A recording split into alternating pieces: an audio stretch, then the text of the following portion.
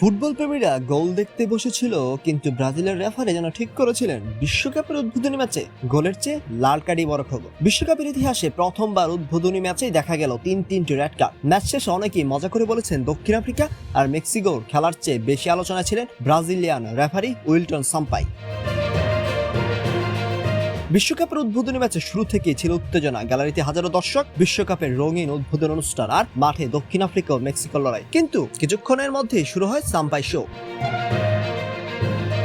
প্রথমে দক্ষিণ আফ্রিকার স্পেফেলো সিথল দেখেন লাল কার্ড। সতীর্থরা অবাক, দর্শকরা হতবাক, সবাই ভাবছিল হয়তো এটাই শেষ, কিন্তু না, রেফারির পকেট তখনও লাল কার্ড বাকি।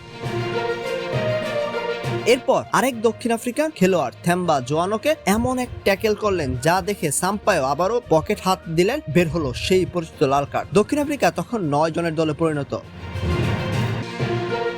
মেক্সিকো ভেবেছিল বিপক্ষের 2 খেলোয়াড় কমে যাওয়ার কাজ সহজ হয়ে গেছে, কিন্তু উইলটন সাম্পাও যেন নিরপেক্ষতার এমন উদাহরণ দিতে চাইলেন যা কেউ ভুলবেন না। মেক্সিকোর ডিফেন্ডার সিজার মন্টেসো লাল কার্ড দেখে মাঠ ছাড়েন।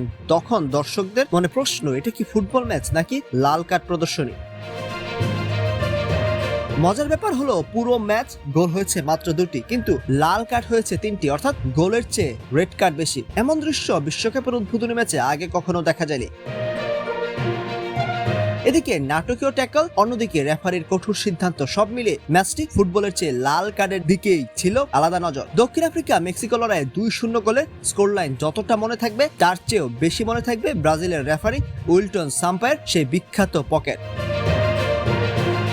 বিশ্বকাপের প্রথম দিনেই তিনি যেন সবাইকে জানিয়ে দিলেন, নিয়ম ভাঙলে গোল নয়, সরাসরি লাল কার্ড। আর তাই অনেক ভক্তের ভাষায় এই ম্যাচের সেরা পারফর্মার কোনো ফুটবলার নন, বরং ব্রাজিলের রেফারি উইলটন সাম্পাই।